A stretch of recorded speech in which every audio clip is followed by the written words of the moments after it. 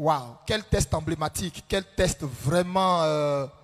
ce texte-là, nous l'avons tous une fois entendu. Nous l'avons tous une fois prêché ou même utilisé à titre de citation, parfois. Le Seigneur dit, dans les derniers temps, je répandrai de mon esprit sur toute chair. En tout cas, c'est un texte qui a chaque fois résonné dans nos jeunes esprits de croyants.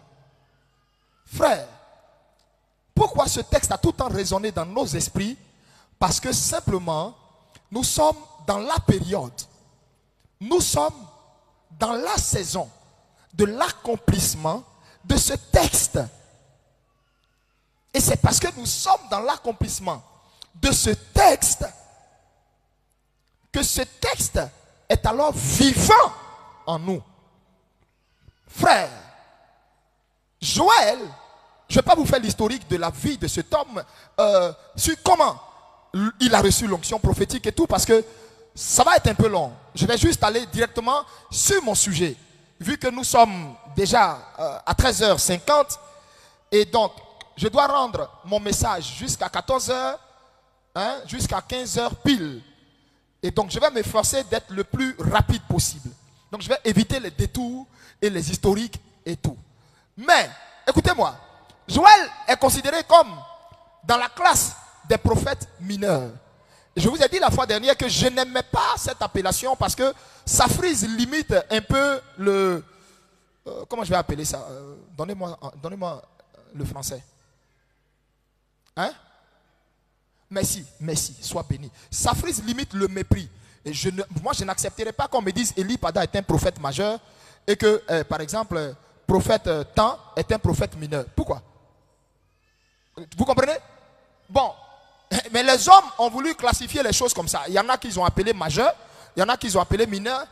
Peut-être à cause de la petite, je ne vais pas dire petitesse, mais à cause de ce que peut-être ces gens n'ont pas prophétisé beaucoup, ou n'ont pas écrit beaucoup, ou je ne sais pas, ou à cause de l'impact ou de l'ampleur qu'a eu leur ministère. Mais toujours est-il que le ministère d'un tel ait eu une ampleur, que le ministère d'un tel ait eu une ampleur, toujours est-il que tous les hommes de Dieu, aux yeux du Seigneur, sont tous commandos de Jésus-Christ, même si les grades, c'est vrai, ne sont pas les mêmes.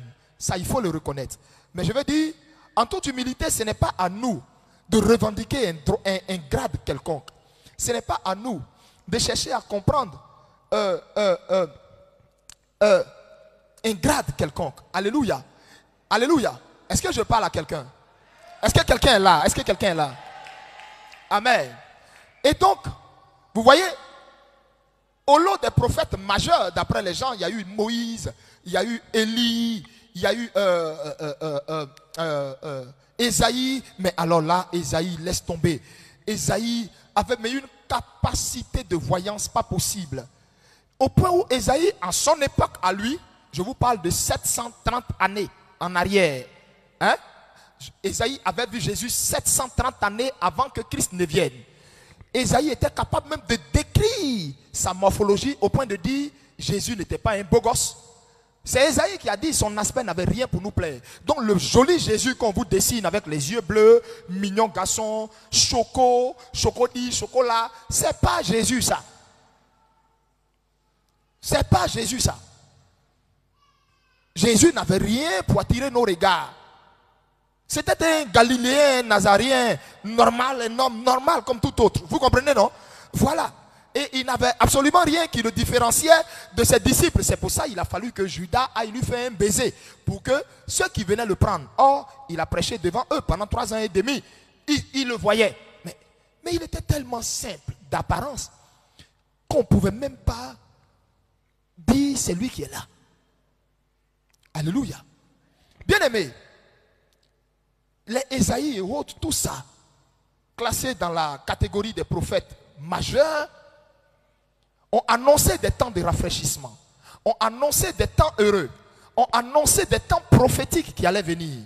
Mais celui qui a été appelé prophète mineur, Joël, a annoncé un temps prophétique, mais sa prophétie était d'une pertinence pas possible.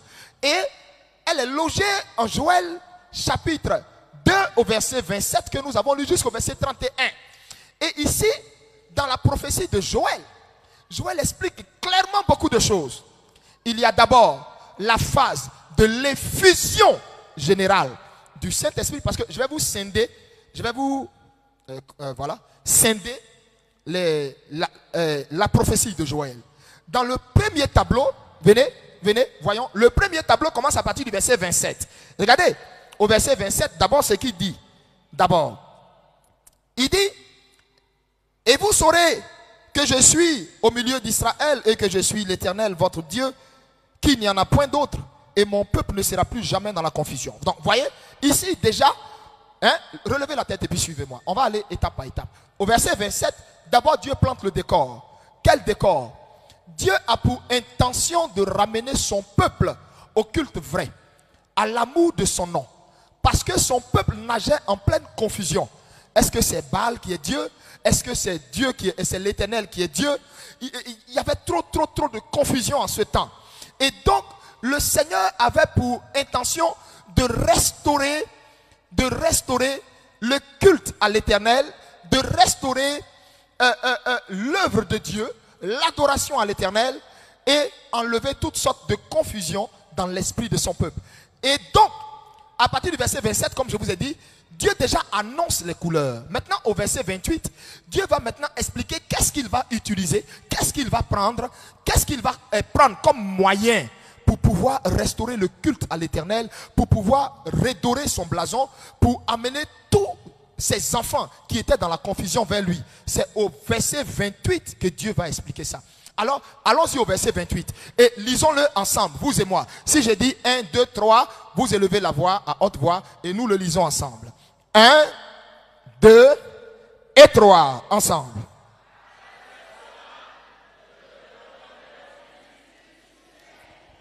Lisez ensemble avec moi à haute voix. Attendez, on reprend ensemble encore. 1, 2 et 3. Après cela, je répandrai mon esprit sur toute chair. Vos fils et vos filles prophétiseront. Vos vieillards auront des songes. Et vos jeunes gens des visions. Arrêtons-nous là. Deuxième phase du tableau que Dieu annonce. Deuxième phase. D'abord, il avertit son peuple qu'il va réparer la confusion qu'il y a. Il va réparer tout ce qu'il y a. Cette confusion qu'il y a, que nous voyons aujourd'hui dans l'église, où on ne sait même pas faire la distinction entre le feu qui vient de Dieu et le feu étranger. Beaucoup de personnes s'élèvent, on voit des temples ici, on voit des dômes ici, des tabernacles ici, on voit des édifices ici, et on ne sait plus qui fait quoi, on ne sait plus vraiment où se trouve le vrai Dieu. Il y a celui-là dit, il est venu au nom de Dieu. L'autre vient, il est venu au nom de Dieu. Celle-là vient, elle est venue au nom de Dieu. Maman prophétesse. Et on voit plein de confusion qui règne. Ce qui se passe en notre temps là, c'était ce qui s'est passé au temps de Joël. Donc Dieu rassure son peuple en leur disant, sur mon peuple dans les derniers temps, je répandrai de mon esprit sur toute chair. Dans les derniers temps, sur mon peuple, je répandrai mon esprit. Quel esprit? Dieu parlait de l'arrivée du Saint-Esprit, l'effusion du Saint-Esprit. Et ce que Joël avait vu là, a vu le jour en Actes des Apôtres au chapitre 2. L'Esprit en Actes des Apôtres au chapitre 2, quand ils étaient dans la chambre haute, est descendu ce jour-là sur toute chair. Ça veut dire tous les disciples qui étaient là, et même les femmes qui étaient là, Marie la mère de Jésus, Marie de Magdala, Marie de toutes celles qui étaient là, l'Esprit est descendu sur elles toutes. Ce que Joël avait vu. En ce temps-là, je répandrai mon esprit sur toute chair. Amen. Et maintenant, il dit, vos fils et vos filles prophétiseront. Donc, qu'est-ce que Dieu veut utiliser pour rétablir le véritable culte à l'Éternel? Dieu veut utiliser l'onction prophétique. Dis avec moi, l'onction prophétique. Dis, Dieu veut utiliser en ces temps de la fin. Parle avec moi, parle avec moi. Dieu veut utiliser en ces temps de la fin l'onction prophétique pour ramener les cœurs. Dieu veut utiliser l'onction prophétique pour rétablir la vérité, pour faire reculer le mal. Répète après moi, pour faire reculer le mal, pour faire reculer les ténèbres. Dieu, encore, Dieu, c'est pas fort, Dieu veut utiliser l'onction prophétique pour rétablir la vérité. Pourquoi Dieu veut utiliser l'onction prophétique? Voici la question. Écrivez avec moi. Pourquoi Dieu veut donc utiliser l'onction prophétique en ces temps de la fin? Pourquoi Dieu veut donc utiliser l'onction prophétique en ces temps de la fin?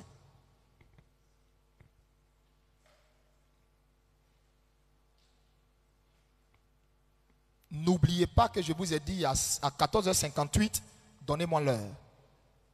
Pourquoi Dieu veut utiliser l'onction prophétique? Point d'interrogation. Écrivez maintenant. En ces temps de la fin,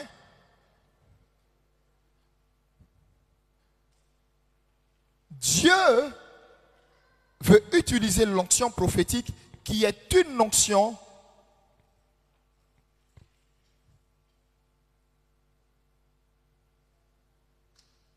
de dénonciation.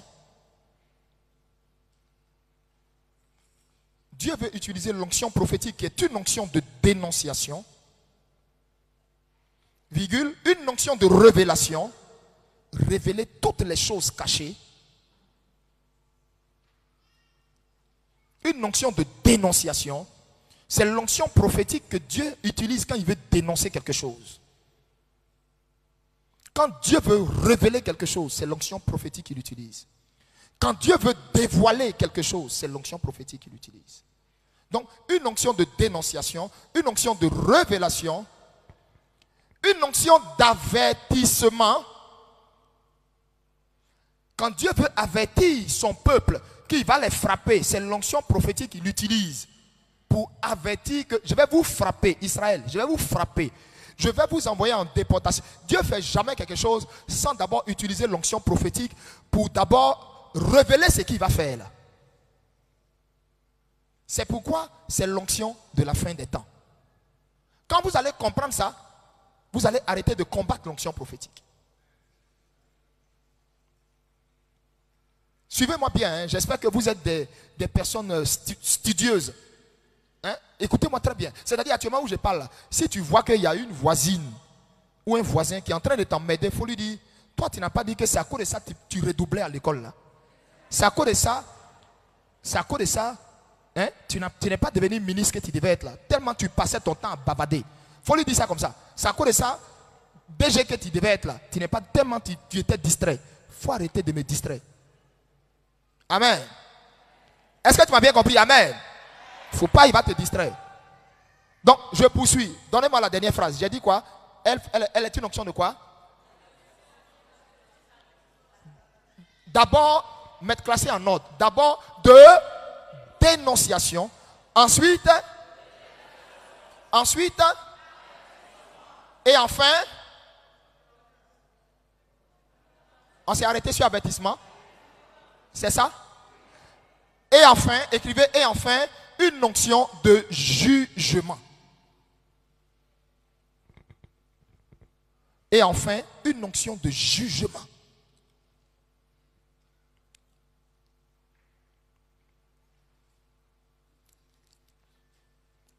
Donc, c'est pourquoi vous devez comprendre.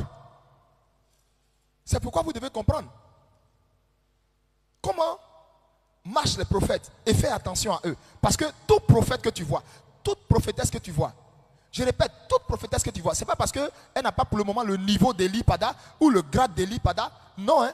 Si elle est vraiment prophétesse, les 4 choses que j'ai dit là, ça marche avec elle. Parce que tout prophète, c'est pourquoi dans l'enseignement que j'ai commencé, je vous ai dit, on étudie le thème, le prophète et l'onction prophétique. Vous avez vu que j'ai fait une démarcation. On est d'accord? C'est pas vrai? On dirait que ces gens-là, ils dorment. Hein. C'est pas vrai? J'ai fait une D. J'ai d'abord dit le pro. Et par la suite, l'onction prophétique. Et je vous ai dit l'onction prophétique. J'ai expliqué en long et en large. Si c'est maintenant toi tu viens aujourd'hui à ce culte, retourne 3 dimanches, non, quoi, 2 dimanches en arrière, prends ton temps à la maison, retourne 2 dimanches en arrière, fais passer le culte, la direction, tout, et prends à partir du moment où j'ai commencé à prêcher. Tu vas voir le début. J'ai d'abord expliqué en long et en large c'est quoi un prophète. Et maintenant, c'est quoi l'onction prophétique? Je vais reprendre brièvement ce côté. J'ai dit l'onction prophétique est l'atmosphère qui accompagne ou qui marche avec le prophète. L'onction prophétique est la puissance qui se déploie aux côtés du prophète. Sinon, avec le prophète. Retenez ça. L'onction prophétique est l'atmosphère qui marche avec le prophète et la puissance qui se déploie avec lui. Maintenant, dans l'onction prophétique, du moins, l'onction prophétique, obligatoirement, suit tout prophète.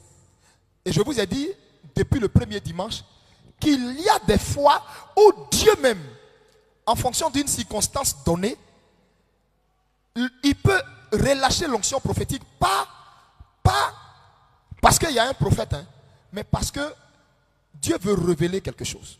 Dieu veut dénoncer quelque chose. Dieu veut dévoiler quelque chose. Dieu veut avertir sur quelque chose. Ou Dieu veut prononcer un jugement sur quelque chose. Donc du coup, des intercesseurs peuvent être réunis. Et puis Dieu, c'est-à-dire pendant qu'ils sont en train de prier, Dieu peut faire tomber l'onction prophétique sur eux. Et puis vous allez voir, pouf, elles vont commencer à prophétiser. Prophétiser. Il n'y a aucune qui est prophétesse là, mais c'est l'onction prophétique qui est descendue sur eux. Vous comprenez ce que je suis en train de dire? Vous me suivez maintenant, non? D'accord. Et donc, l'onction prophétique généralement est accompagnée par ces 4 choses que je viens de dire. Ces 4 choses. Première chose, la dénonciation. Quand l'onction prophétique est là, il va dénoncer le mal. Répète après moi. Quand l'onction prophétique est là, plus fort. Quand l'onction prophétique est là, encore. Encore. Elle va dénoncer le mal. C'est impossible qu'il y ait l'onction prophétique quelque part, et puis il ne tape pas sur la vie des gens, sur le péché. C'est pas vrai. L'onction là, c'est que c'est quitté au Ghana, c'est quitté au Bénin. Touche ton frère, il faut dire l'onction là, c'est que c'est quitté au Ghana, c'est quitté au Bénin. Encore, touche-le. Il faut dire l'onction là. Il faut lui dire, c'est que cette onction là, c'est quitté au Ghana, c'est quitté au Bénin. C'est pas quitté du ciel. Dis-lui, c'est pas quitté du ciel. Ce que je suis en train de vous dire est une vérité. Parce que l'onction prophétique dénonce. Si l'onction prophétique ne peut pas dénoncer, il y a problème. Toi, ton onction prophétique, c'est de faire quoi? De dire aux gens, par exemple, Alléluia, bien-aimé, levez vos portables, ça va charger tout de suite, ça charge. Bon, bien-aimé, j'ai fait pousser vos pieds, les pieds poussent. Oui, tout ça, etc., c'est merveilleux. Mais si l'onction prophétique est quelque part et ne peut pas dénoncer le péché, ne peut pas dénoncer le mal, ne peut pas dénoncer la mauvaise vie des gens, Adéa, c'est quitté au Ghana. Non, fais, dis avec moi, dis Adéa. Dis Adéa. C'est quitté au Ghana. Aïe. Non, dis encore aïe. Ma fille, tu comprends ce que je suis en train de dire? Hein? Papa, tu comprends ce que je suis en train de dire? C'est quitté au Ghana.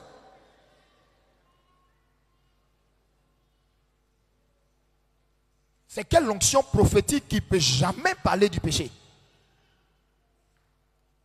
On est dans quoi là? Attends, on est dans quoi là? C'est dans quelle configuration on est là? Vous parlez de quoi? Vous parlez de quoi? De l'onction prophétique que moi je connais là.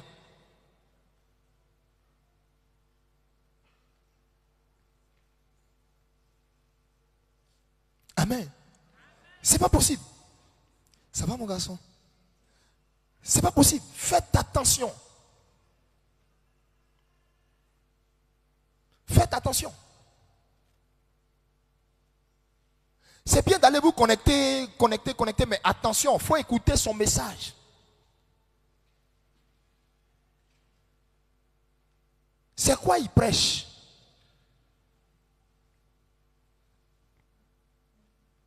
C'est que l'onction prophétique est là et puis tout le monde vit dans le péché depuis le pasteur. Hein?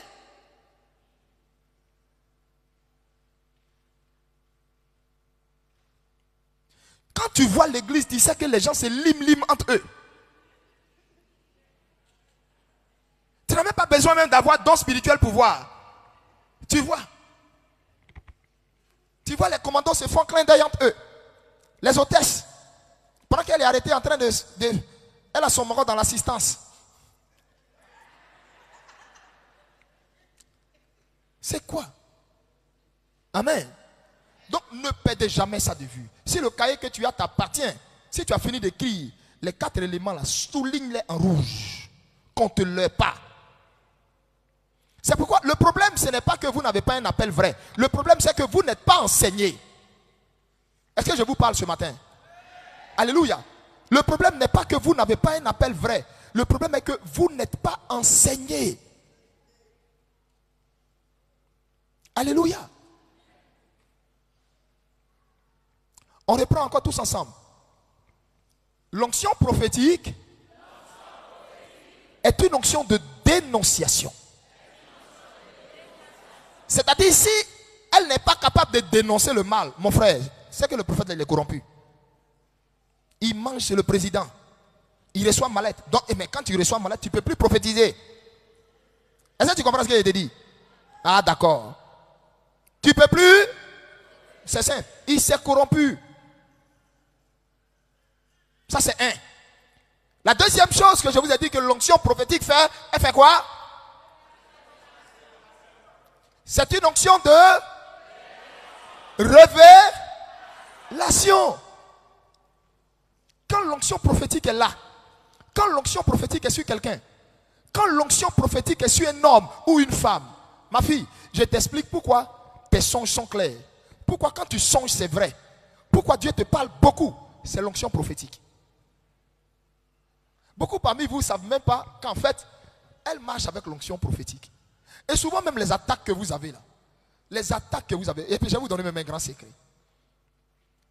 Quand quelqu'un voit beaucoup, quand tes yeux spirituels sont ouverts et que les nuits, Dieu te révèle beaucoup de choses, les sorciers, s'il y a des sorciers dans la maison où tu vis, ils vont beaucoup t'attaquer. Ils vont beaucoup t'alloudir. Pourquoi? Parce que tous leurs mouvements, tu vois. Donc la raison de toutes les maladies que tu as, les attaques que tu as, tout ce que tu as là, c'est parce qu'en fait, tu es né avec, c'est-à-dire il y a une onction prophétique sur toi, et c'est ça qui fait que ça attire des combats où toi-même tu ne comprends pas. Aujourd'hui, si ce n'est pas ton bras, demain c'est ton rein. Si ce n'est pas ce rein-là, après c'est celui-là. Si ce n'est pas celui-là, après toi-même tu ne sais pas au fait. Au point où tu te demandes, si tu es le seul dans la maison là. À cause de quoi? L'onction. Répète. Dis à cause de l'onction. Répète encore. À cause de l'onction. Tu n'as pas jeûné pour avoir ça. Dieu avait annoncé ça depuis Joël chapitre 2. Il dit dans les derniers temps, je vais répandre mon esprit sur toute chair. A-t-il dit sur les prophètes seulement? Hein? Sur toute chair.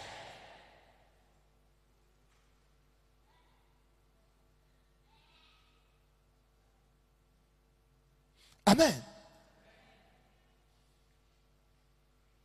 Il y a des choses que moi-même, je ne reçois même pas, que Dieu peut révéler à ma femme. Et puis il lui révèle clair.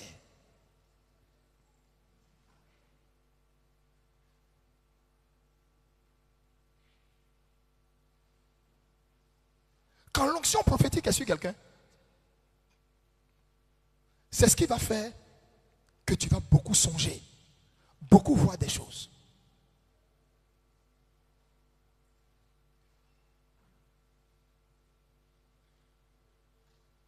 C'est une onction de révélation. Un jour, vous savez, je pense avoir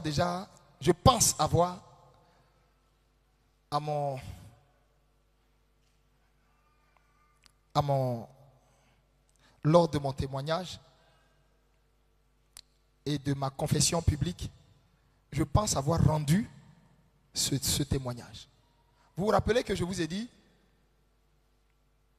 j'avais reçu la visite d'un très grand patriarche du ciel, Élie. Qui se rappelle? Quels sont tous ceux qui se rappellent? Levez la main. Vous qui avez déjà entendu ce témoignage. Ok. Élie était venu me rencontrer. Quand Élie était venu me rencontrer, j'avais 18 ans. J'avais 18 ans. J'étais loin de ma famille. J'étais allé jeûner dans une ville de l'intérieur du pays. C'est-à-dire au moment où moi, mes amis étaient dans le monde en train de faire couper, décaler, à 17 ans, 18 ans, moi j'étais déjà dans le jeûne de 21 jours. Et c'est dans ce jeûne que Élie est venu me rencontrer. Écoutez-moi bien. En fait, Élie est venu, on a parlé, on a causé. Il m'a dit certaines choses. Et à un moment donné, j'avais comme l'impression qu'on ne voulait pas que j'entende tout ce qu'il allait me dire. Et il y a eu comme, pendant qu'il parlait, comme s'ils ont activé un brouilleur. Et j'entendais plus tout ce qu'il disait. Qui se rappelle de ça? C'était comme si on ne voulait pas que j'entende la suite. Je n'avais jamais compris pourquoi Élie était venu me rencontrer. Ce n'est que avant-hier que j'ai compris pourquoi Élie était venu me trouver dans ma chambre. J'étais assis, je regarde ma femme et puis je vais pleurer. Et je lui dis, c'est maintenant que je comprends pourquoi Élie est venu me voir. Parce que si c'était seulement pour venir me dire que j'allais rétrograder, mais Dieu pouvait simplement me montrer un songe où j'étais en train de commettre du péché. On est d'accord? Mais pourquoi déplacer cette entité du ciel là?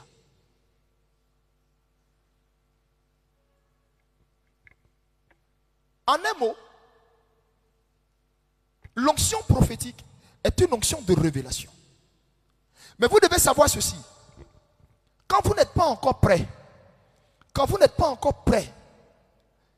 ne savez pas vous taire, quand vous n'avez pas la sagesse qu'il faut, Dieu va faire arrêter pour un temps certaines accélérations de l'onction prophétique qui est sur vous, pour ne pas que vous-même vous perdiez. Parce qu'il y en a parmi vous, ou il y en a parmi nous, notre bouche parle trop. On dit tout à tout le monde.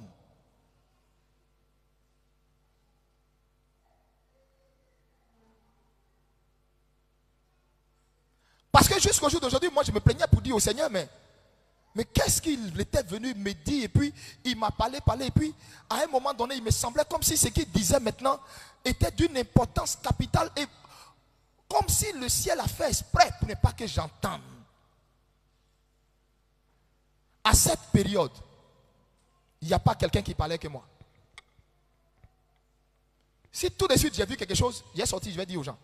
Si tout de suite j'ai prié, j'ai vu quelque chose, je vais dire aux gens. Si j'ai vu tant, je vais sortir, je vais dire aux gens. Quand tu te comportes comme ça, Dieu ferme les vannes des grandes révélations te concernant.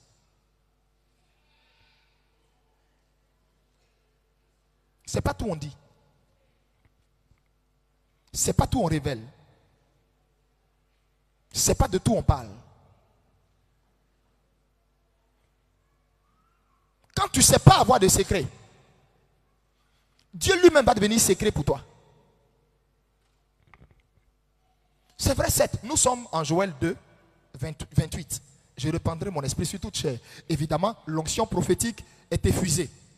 Mais, vous devez demander à Dieu, à la place de votre cœur, qu'il qu'il mette un coffre fort pour que vous sachiez aussi garder certaines révélations.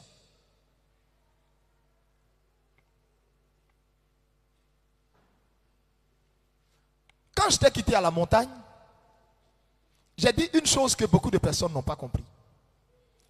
J'étais à la montagne et le Saint-Esprit m'a montré. Il m'a pris pour me montrer dans le portable du peuple. Il m'a montré le téléphone de plein de personnes. Et à la même montagne, il m'a révélé la vie de tous ceux qui étaient autour de moi. Tous ceux qui étaient autour de moi. Commando, chantre, hôtesse, pasteur. À cette époque, je n'avais même pas dissous le département des pasteurs pour les scinder en deux, pour faire le département pasteur, département disciple. À cette époque, tout le monde était pasteur et il y avait foule de pasteurs. Quand je priais pour les malades, il y en avait qui attrapaient les cannes derrière moi. Il y en avait qui portaient veste, qui, ouais, alléluia, machin, et tout, plein de choses.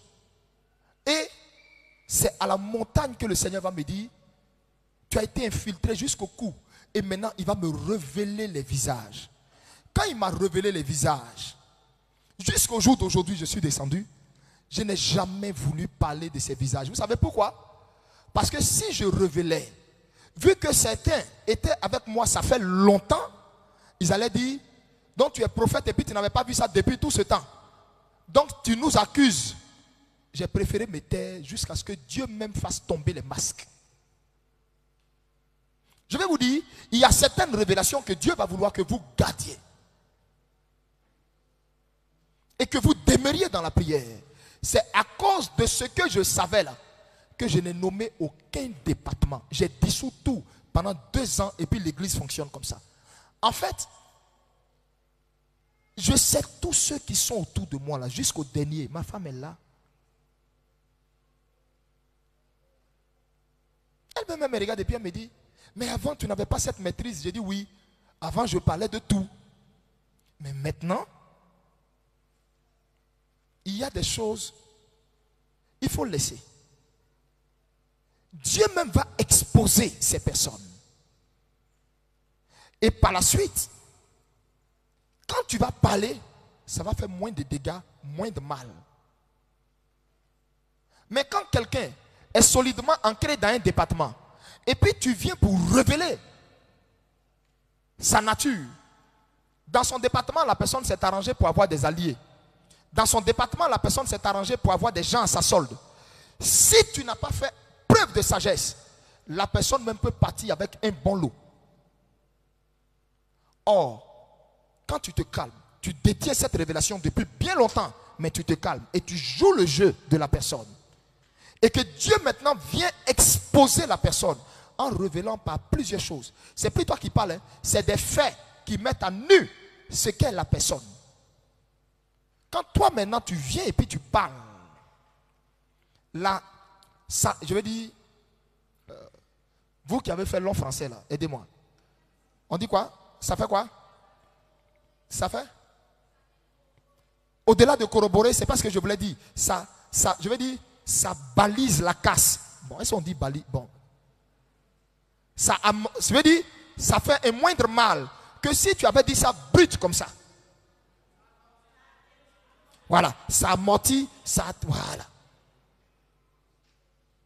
Vous comprenez? Certains enfants, certaines personnes, parmi vous, beaucoup parmi vous, eux-mêmes ont hypothéqué leur vie, hypothéqué beaucoup de choses parce qu'ils n'ont pas su gérer les révélations dont ils étaient porteurs. Dieu peut te révéler que ta maman qui t'a mise au monde là, elle est sorcière. C'est elle qui est à la base de tout ce que tu vis. Dieu peut te révéler que c'est ton papa qui est à la base de tout ce qui t'arrive. Si tu ne fais pas preuve de sagesse, si tu ne demandes pas, malgré l'onction prophétique qui est venue te révéler ça, à Dieu, la sagesse et la conduite à tenir, tu peux même mourir avec ta révélation. Parce que je connais certains qui sont allés balancer sur le visage de leurs parents. Toi, tu crois que je ne sais pas que tu es sorcière? Dieu m'a révélé. Et tu vois, on lui lance un petit sort là-bas. Et puis petit à petit, dans ça, elle meurt. Pourquoi? Parce que spirituellement, elle n'avait même pas la carrure, elle n'avait même pas l'étoffe pour gérer ça, pour combattre. C'est-à-dire pour entrer dans le combat qu'elle-même elle a engagé là. Vous comprenez de quoi je parle? C'est la raison pour laquelle Dieu se tait sur beaucoup de choses. Ou quand tu lui dis, Seigneur, révèle-moi qui est à la base des temps. Et puis il ne te parle pas là, il connaît ta bouche. Je n'ai pas entendu quelqu'un dire Amen. Hein?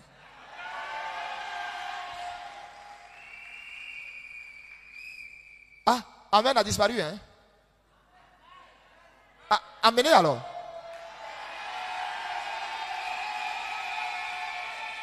Alléluia.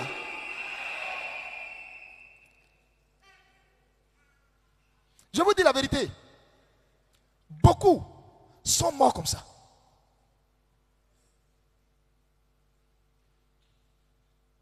Tu comprends ce que je te dis? Parce qu'ils n'ont pas su manœuvrer, su gérer la révélation qu'ils ont reçue. Si tu es d'accord avec moi, fais ça. Donc, parfois, quand Dieu veut te faire porteur de grandes révélations, la première chose qu'il cherche la première chose dont il cherche à te doter, un cœur patient. Écrit. Quand Dieu veut te faire porteur de grandes révélations, quand Dieu veut te faire porteur de grandes révélations, la première chose qu'il fait en toi,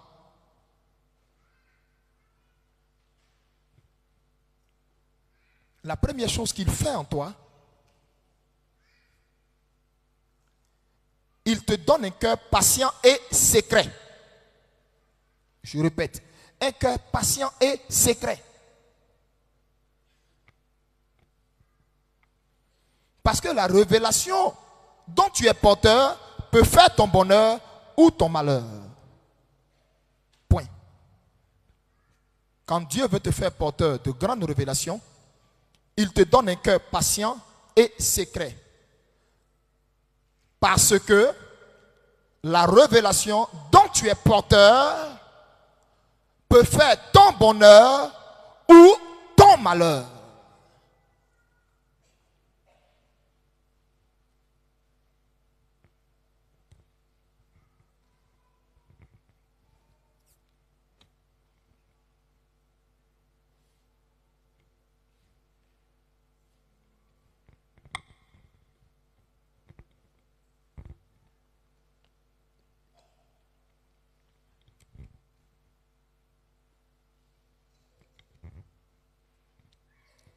Amen.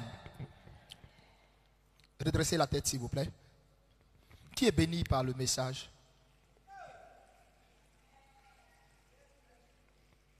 Dieu est en train d'ouvrir l'esprit de qui pendant que je parle?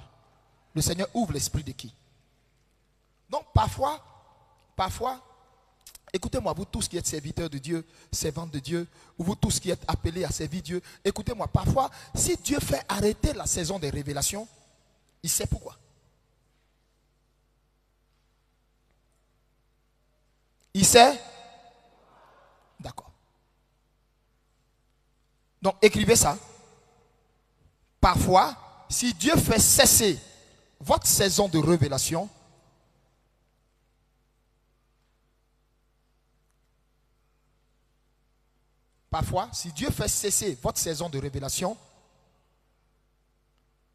c'est qu'il veut vous protéger de vous-même. C'est qu'il veut vous protéger de vous-même.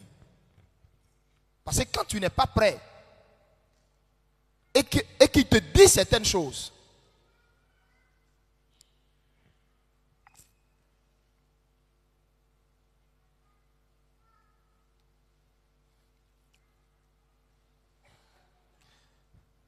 je suis convaincu d'une chose. Je suis convaincu d'une chose, ma fille. Tu sais c'est quoi? Hein? Je suis convaincu d'une chose. Si Dieu n'avait pas brouillé ma conversation avec Élie et que je savais réellement le but pour lequel il était venu me voir. Parce que si c'était venu pour me dire que j'allais chuter là, il pouvait passer par des gens qui allaient prophétiser ça. Mais s'il a quitté le ciel et puis il est arrivé là, je sais une chose. Si j'avais tout le contour de ce pourquoi il était venu me voir, je suis certain que quand je suis allé dans le monde, je ne serais jamais revenu.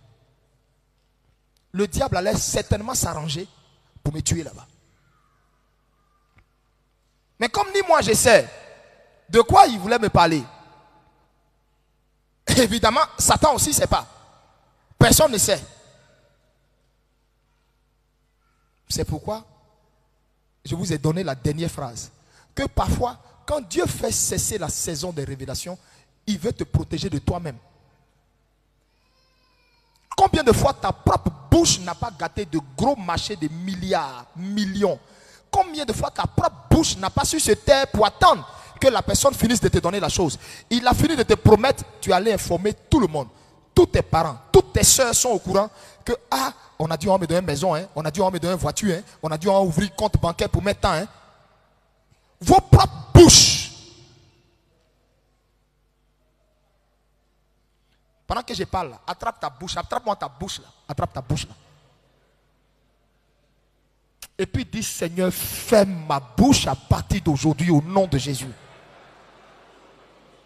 Attrape bien, attrape bien. Et puis dis, Seigneur, ferme ma bouche à partir d'aujourd'hui au nom de Jésus.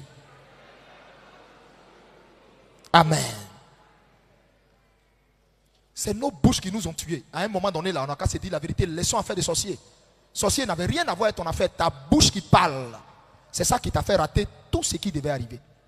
Et puis ta vie est finie, banzant dedans. Là. Et c'est ce qui a été le problème de Joseph. Quand il a un petit songe, il a eu une petite révélation. Il y a des gens là, leur cœur là, c'est des artichauts. Tellement leur cœur là bat tout le temps la chamade. Il y a bonne nouvelle en même temps. Il ne peut même pas contenir. Il veut informer tout le monde. Il veut que tout le monde vienne participer à leur bonheur. Qui t'a dit que tous ceux à qui tu parles sont contents de ton bonheur?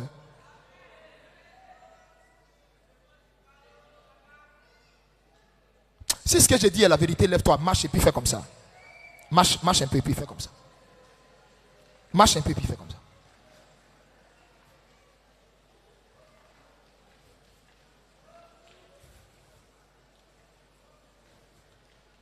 Rassois-toi, rassois-toi.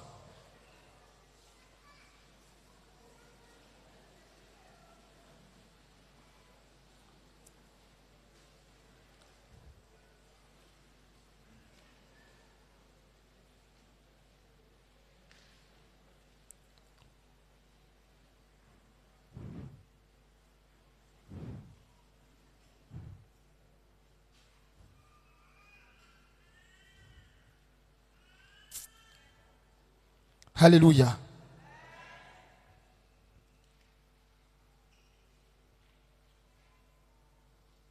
C'est pourquoi Dieu sait que tu veux qu'il te dise tout sur ta vie.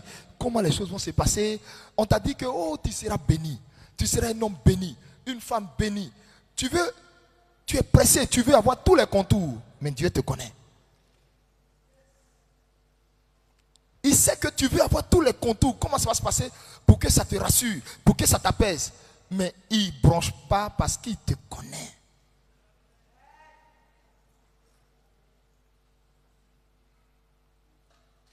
C'est pas qu'il n'a pas envie de te dire, hein, mais il a envoyé Eli Pada pour venir te dire, il te connaît. Il te connaît. Il te connaît. Tu vas toi-même être l'auteur de ta propre destruction. Ça ne l'arrange pas. Sinon, je t'assure qu'il a envie de te dire comment ça va se passer et puis tu vas aller en France. Hein. Il a envie de te dire comment ça va se passer, tu vas rencontrer ta femme hein, ou bien ton homme. Hein. Il veut te donner tous les détails. Hein. Mais il te connaît.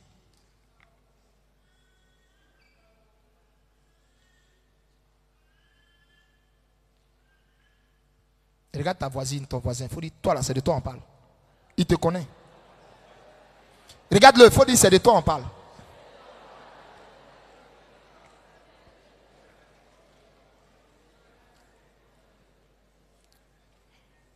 Les gens ne savent pas se taire. sur certaines choses et puis fait bim.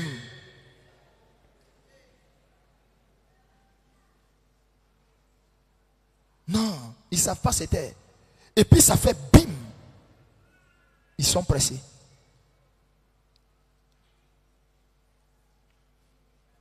Est-ce qu'on peut poursuivre le message? Donc je vous ai dit, l'onction prophétique est une onction de dénonciation, de réveil et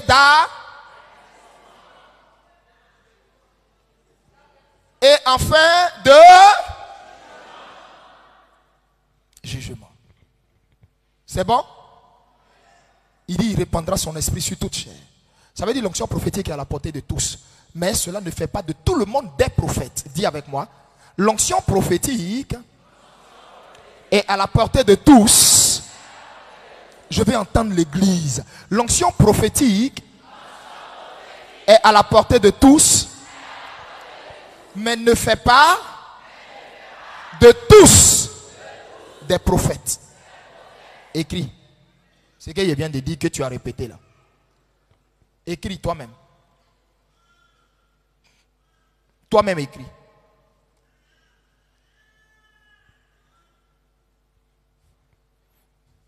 Parce que c'est ça qui trompe certains. D'autres, comme elles prophétisent, elles croient qu'elle est devenue prophétesse. D'autres, comme ils ont des visions, Dieu leur révèle des choses, ils croient qu'ils sont devenus prophètes. Et tu les vois, des enfants qui brûlent les étapes, ils sont devenus gonflés, et aussi ils se jouent les bishops. Il manque d'encadrement, il manque de formation, il n'a même pas été délivré, il n'est même pas passé par la délivrance. En même temps, quoi? Il dit oui, il s'en va ouvrir ministère, il s'en va ouvrir cellule. Lui aussi, il est devenu bishop. C'est ta propre mort, tu allais creuser. Mais il ne faut pas te presser. Tu vas venir me trouver pour me dire. Tellement tu as ramassé tes dents en cours de route. Avec Dieu, on ne met pas la charrue avant les bœufs. Avec Dieu, c'est étape par étape.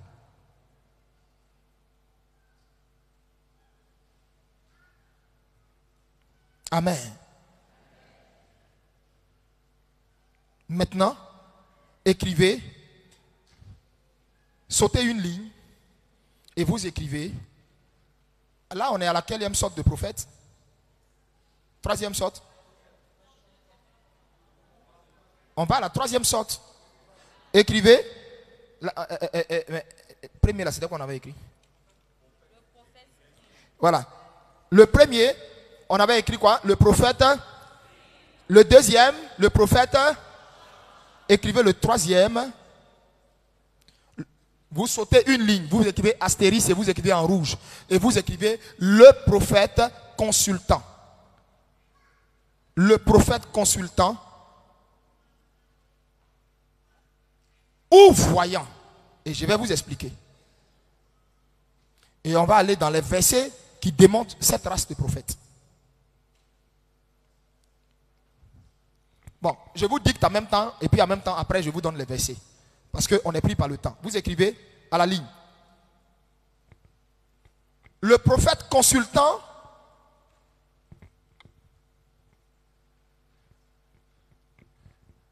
est un prophète qui a une base, un lieu où l'on va le rencontrer pour consulter l'Éternel. Le prophète consultant a une base, un lieu où l'on va le rencontrer pour consulter l'Éternel.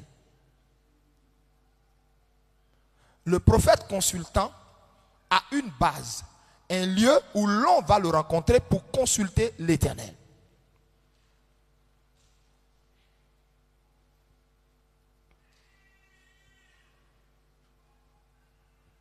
L'on vient le consulter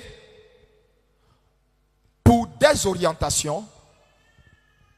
L'on vient le consulter, l'on vient le consulter pour des orientations, virgule, des directives, virgule.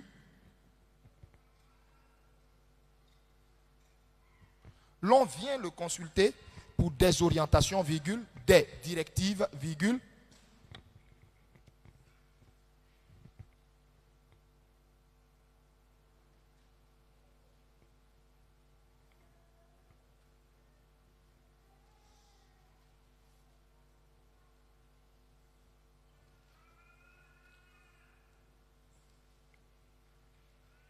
des orientations, virgule, des directives, virgule. C'est fait?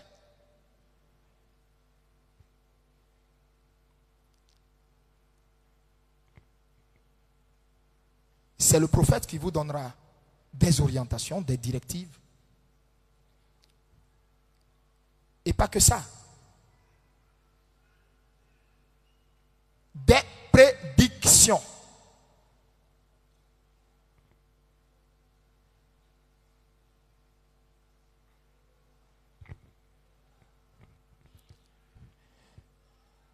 Il ne se déplace généralement jamais. C'est plutôt, il ne se déplace généralement jamais. C'est plutôt l'on qui va à eux.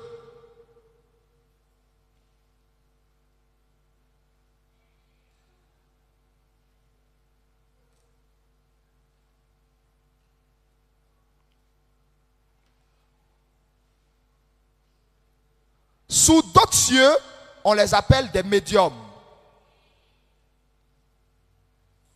Sous d'autres cieux, on les appelle des médiums.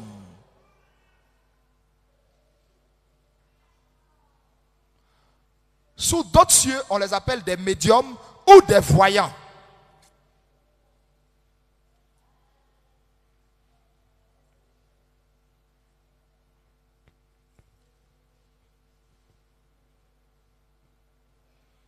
Sous d'autres cieux, on les appelle des médiums ou des voyants parce qu'ils ont la capacité, écrivez ça, parce qu'ils ont la capacité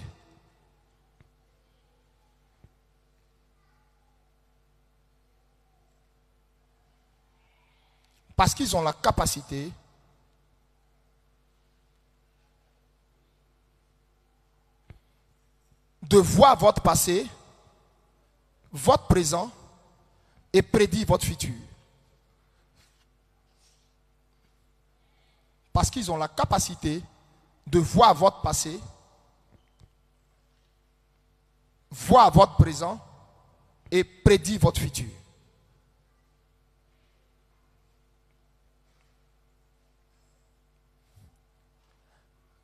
Point. Vous écrivez maintenant, exemple célèbre de cette sorte de prophète, exemple célèbre de cette sorte de prophète, vous écrivez le prophète Samuel. Tellement Samuel était célèbre dedans, même quand il était mort, on s'en va réveiller son corps pour qu'il vienne prédire ce qui va se passer lors d'une bataille. Pourtant il est mort, hein? Il est mort. Mais Saül s'en va réveiller son corps. Il s'en va voir une charlatante pour le réveiller d'entre les morts. C'est-à-dire quelqu'un qui est mort, mais tellement il est pertinent, précis dans les révélations. Tellement quand Samuel t'annonce l'avenir, ça ne loupe pas. Et c'était ça Samuel. C'est pourquoi je vais vous montrer le passage qui dit l'on partait consulter Samuel à Shiloh. C'est pas lui, il se déplace. Samuel ne se déplace pas. La seule fois où il s'est déplacé, ça a effrayé tout Israël. On dit, hein? Depuis quand il se déplace? Parce que ce jour-là, Dieu voulait l'emmener pour aller oindre David. Donc c'était la seule fois où Samuel s'était déplacé. C'est pourquoi même les anciens de la ville ont eu peur. Il ne se déplace jamais. Est-ce que vous comprenez de quoi je parle? Il ne se déplace jamais.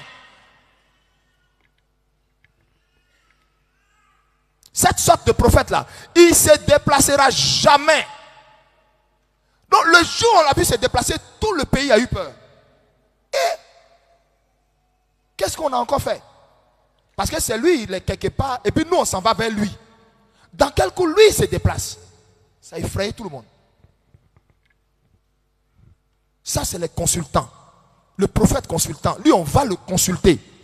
Souvenez-vous, encore, je dis bien, je vais vous donner tous les versets. Hein. Souvenez-vous encore, quand Saül avait perdu les ânesses de son père, c'est son serviteur qui lui a rappelé que ici où on est là, la zone où on est là, il y a un prophète là, c'est un consultant. Peu importe ce que tu cherches dans ta vie que tu ne trouves pas. Tu as perdu ton passeport, tu as perdu ta chaussure. Même ton caleçon, tu as perdu quand tu étais au CP2 là. Samuel est capable de te dire où ça y est. Dans quelle poubelle on a jeté ça? Non, Samuel, ce n'était pas du jeu. Hein? C'est parce qu'on ne vous a jamais réellement prêché l'histoire de Samuel. Mais je vais trouver un temps pour vous parler de qui était Samuel. Et la Bible dit, Dieu ne laissait jamais tomber à terre une seule de ses prédictions. Samuel n'était pas votre camarade. Hein? Toi, tu sais qui est Samuel? Est-ce que tu sais pourquoi Saül, un roi, a pleuré derrière Samuel, au point jusqu'à il a déchiré même le manteau de Samuel? Toi, tu as déjà vu un roi pleurer derrière prophète. Nathan a fini de prophétiser sur David. Dieu va tuer ton enfant, etc. Tu as vu, on t'a dit David a attrapé le manteau de Nathan pour pleurer. On dit qu'il s'est jeté devant Dieu. Mais pourquoi Saül s'est jeté devant Samuel? Toi, tu sais qui était Samuel? Dans ta vie, tu rencontreras les Samuel c'est-à-dire une fois. Ils n'entrent pas comme ça dans une vie. Quand un Samuel rentre dans ta vie, il faut savoir l'attraper. C'est une relation qu'il ne faut pas perdre. Samuel, Dieu ne laissait pas tomber une parole qui sort de sa bouche. Ça veut dire, si Samuel a fait sois béni, demain matin tu es béni. C'est ce que ça veut dire. C'est pour ça qu'on dit, Dieu ne laissait pas tomber une seule parole qui sort de sa bouche. Il t'a béni en éternuant, hein, mais c'est arrivé. Tu comprends ce que je suis en train de dire? Dans n'importe quel amusement, quand Samuel dit quelque chose sur toi, ça arrive.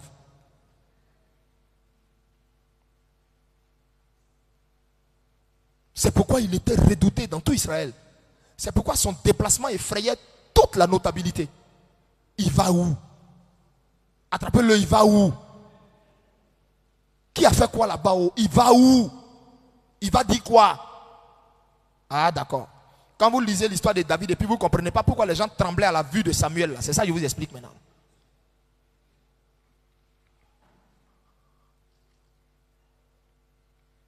Dis avec moi. Ouais, Seigneur, tu m'enseignes ce matin. Dis fort. Parle, dis. Comment? Encore.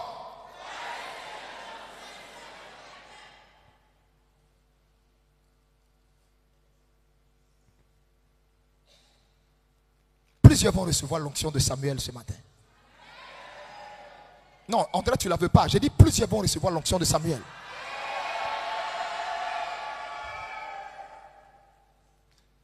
Même si ce n'est pas pour être forcément prophète, mais pour que ta parole soit redoutée. On dit, Dieu ne laissait pas tomber même son éternuement. Attends, ça veut dire à quel degré il était avec Dieu? À quel niveau ce gars était avec Dieu? À quel niveau il était avec Dieu?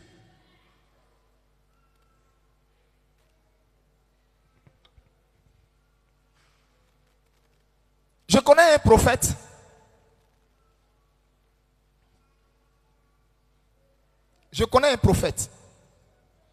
Dieu m'a montré ce prophète. J'étais admiratif devant le ministère de ce prophète. Quand ce prophète entrait dans une ville, on décrétait 3 jours de repentance dans la ville. Avant qu'il n'y arrive, j'ai vu ce prophète. J'ai béni Dieu pour sa vie et je disais à Dieu, accorde-moi un tel privilège. Quand ce prophète doit rentrer dans une ville, je répète, toute la ville, c'est-à-dire si on dit, ce prophète a programme à Gagnoa, toute la ville de Gagnoa, depuis toute l'administration de Gagnoa, quand ils apprennent qu'on dit ce prophète-là va arriver là-bas, ils entrent déjà dans 3 jours de jeûne. Toute la ville se sanctifie. Toute la ville se sanctifie. Les gens entrent en jeûne. Et vous savez ce qui se passe? Toute la mairie de la ville, la préfecture de la ville, donne des balais, donne des seaux aux mamans. Elle lave toute la ville avant que ce prophète et toute sa cohorte, sa délégation n'entrent. Et c'était en Côte d'Ivoire ici.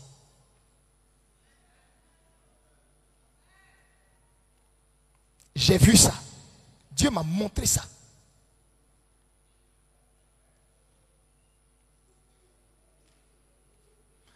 que cette personne marchait avec l'esprit de Dieu que possédait Samuel. À telle enseigne que, apprendre que la personne arrive dans une ville, la ville tremble, tout le monde a peur. Donc les gens se sanctifient 3 jours à l'avant, avant le programme.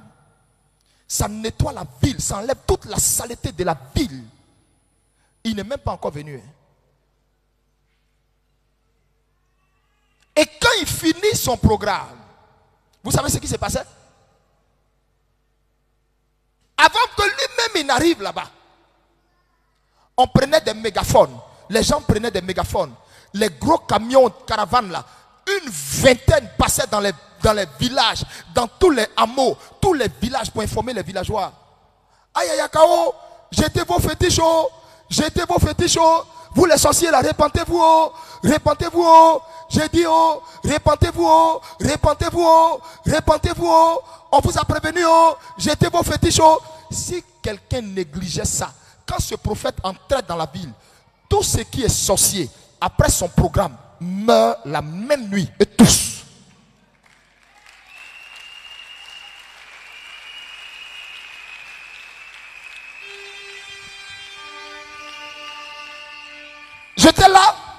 J'étais là, et puis j'étais en train de vivre ça.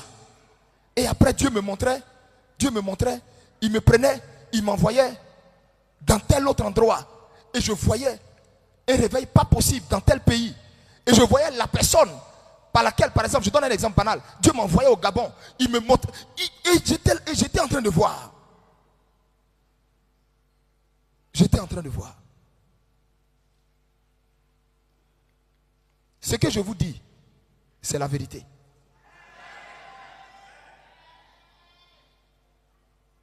La seule chose qui m'a été cachée de voir, c'était cet homme-là.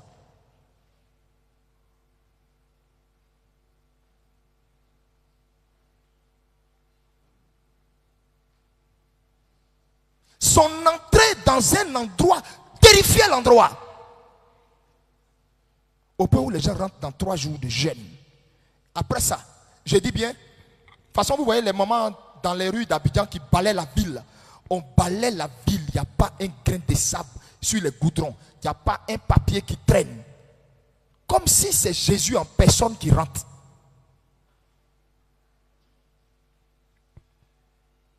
Que Dieu suscite des Samuel en Côte d'Ivoire. Dis amen fort. Dis amen fort. Dis amen fort. Que Dieu suscite des Samuel de terrain. Dis amen fort. Dis amen fort. Que Dieu suscite des Samuel de tes entrailles. Dis amen fort.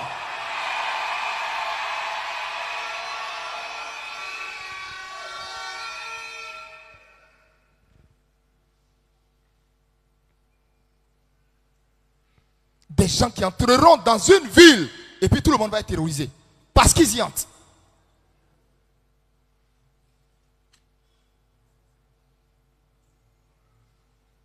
Poursuivons. On me signale qu'il est 14h50. Poursuivons. S'il est 58, vous me dites. Poursuivons. Après la prise de l'eau, je vais poursuivre mon message.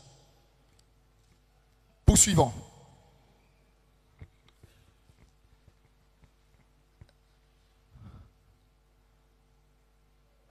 De nos jours, il existe toujours des prophètes consultants. Mais ils sont peu nombreux.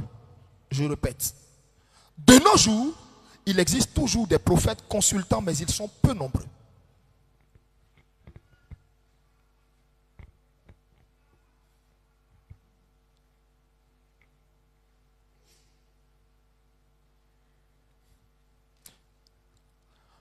Oh, j'ai oublié, j'ai sauté un truc. Oh là là. J'étais en train de citer quelques-uns, c'est pas ça?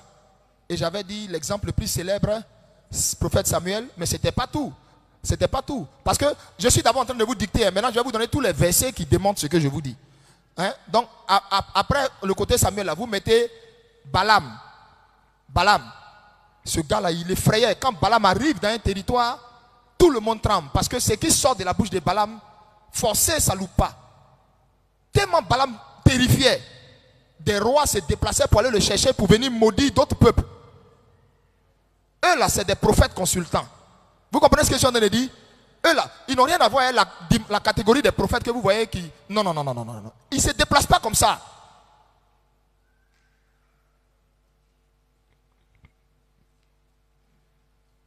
Amen. Je vais vous donner les versets qui parlent de ce que je suis en train de vous dire. Je suis juste en train de vous dicter d'abord. C'est pourquoi je vous ai dit, au début de l'enseignement, vous vous souvenez que je vous ai dit, prêchez sur le ministère de prophète là. La manière un pasteur va prêcher dessus, ça ne va jamais être pareil avec un prophète lui-même qui prêche sur son office. Vous comprenez de quoi je parle? Si tu comprends, fais ça. Ça ne va jamais être la même chose. Parce que lui, ce de quoi il parle, c'est son quotidien.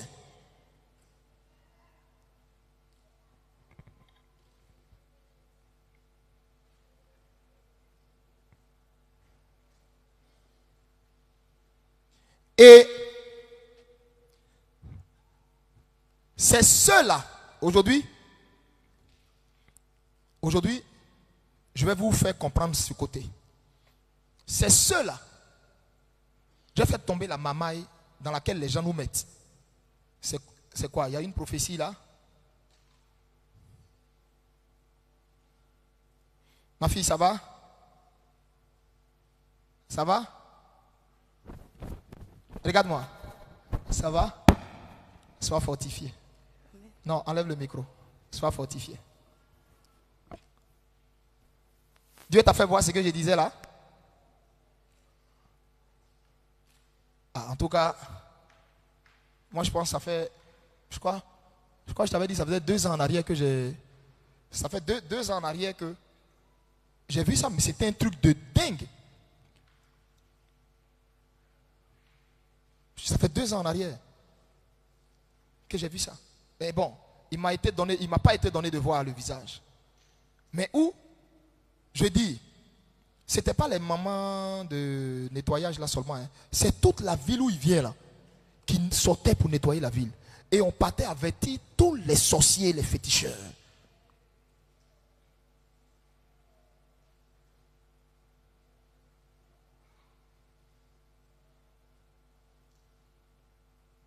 Il ne faut pas dire que Jésus ne t'a pas prévenu, quoi. Non, on t'a averti d'abord. Je reviens à ce que je disais. Je disais quoi avant de parler de ça?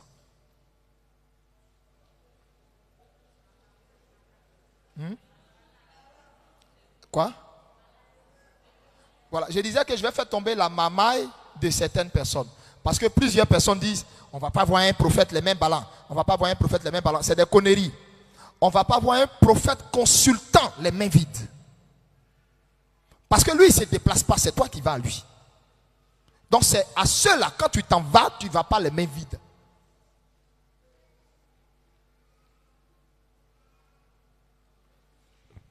Ça va? Ça va? Je peux vous montrer 1000 passages dans la Bible. Hein? On est à 58? D'accord. Ok, je termine. Je marque une pause sur ce point. Je peux vous montrer plusieurs passages dans la Bible qui démontrent qu'on peut aller voir un prophète les mains vides. Je peux vous démontrer ça. C'est même pas. Je vous ai dit, je viens avec le verset. Mais là, je vous donne déjà le verset. 2 Rois. Vous pouvez lire 2 Rois à partir du chapitre 5. Vous allez voir, quand vous allez lire 2 Rois à partir du chapitre 5, la Sunamite est partie voir Élisée les mains vides quand son enfant est décédé.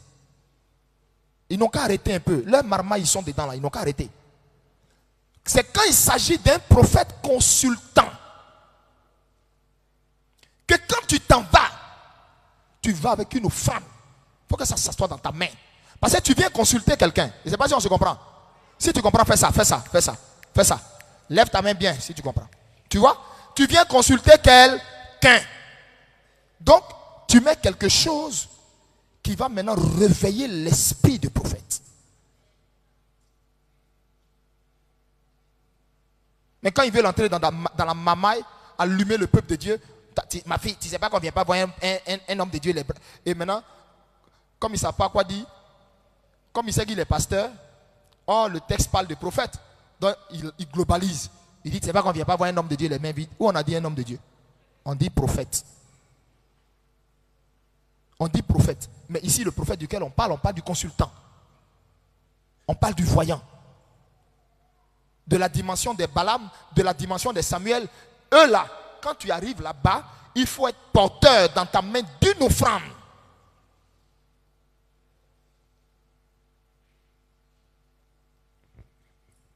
C'est comme je prends un exemple. Tu viens me voir.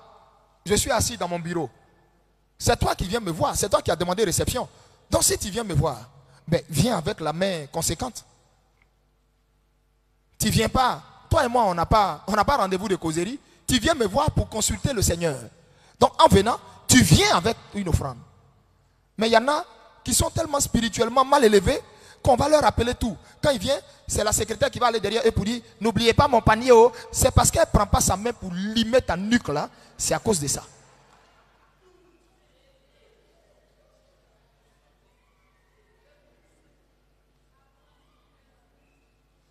Toi, tu viens consulter quelqu'un et puis tu finis, tu as vu panier là, c'est rouge. Donc on a fait exprès la couleur, on a mis ça rouge pour que tu vois bien.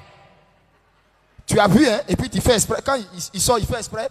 Il voit où c'est. Il fait exprès, il cherche son sac. Comme s'il ne sait pas où. Attends, voilà ça ici. Normalement même, c'est parce que la secrétaire ne connaît pas son rôle. Comme il se doit. Sinon, tu ne dois même pas dépasser le panier là pour venir t'asseoir devant le monsieur que tu es venu consulter. Avant de t'asseoir, tu mets d'abord dans le panier. C'est pas quand lui finit de te recevoir que quand tu te lèves, tu mets dans le panier. Ça ne se fait pas. Dis à ton frère, répands-toi. Faut lui dire, répands-toi. Ferme les yeux, je vais prier pour cette eau. Dans le nom de Jésus. Éternel, je veux te rendre grâce. Merci. Tu nous as amenés à entrer dans ce moment de jeûne et de supplication pour notre beau pays. Et nous avons été plusieurs à le faire.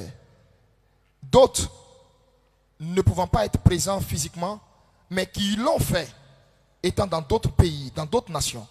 Je prie, à cet instant où nous boirons cette eau, que la même grâce qui sera relâchée dans nos corps, dans nos âmes et dans nos esprits, également tombe sur eux.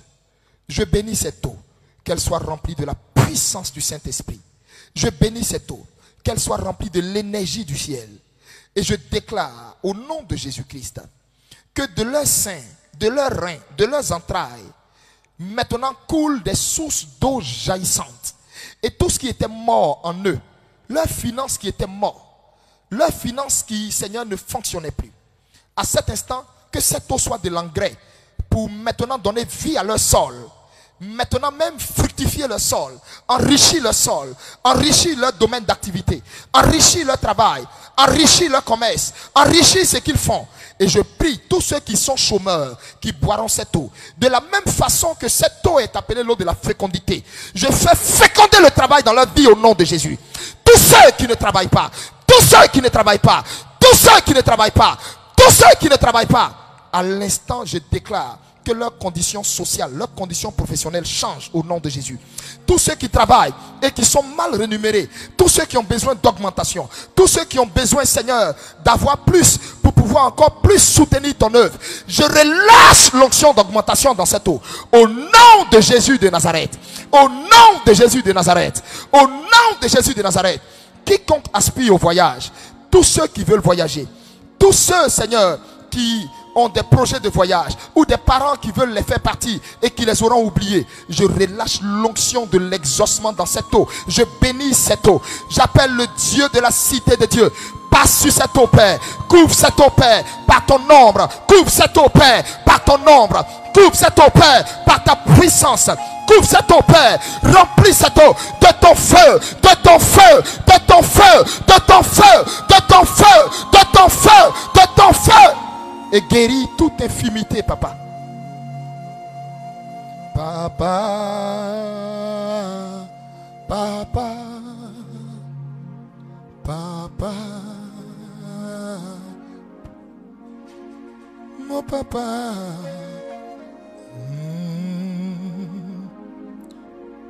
mon papa,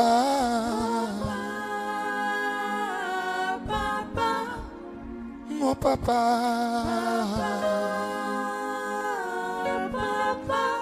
mon papa,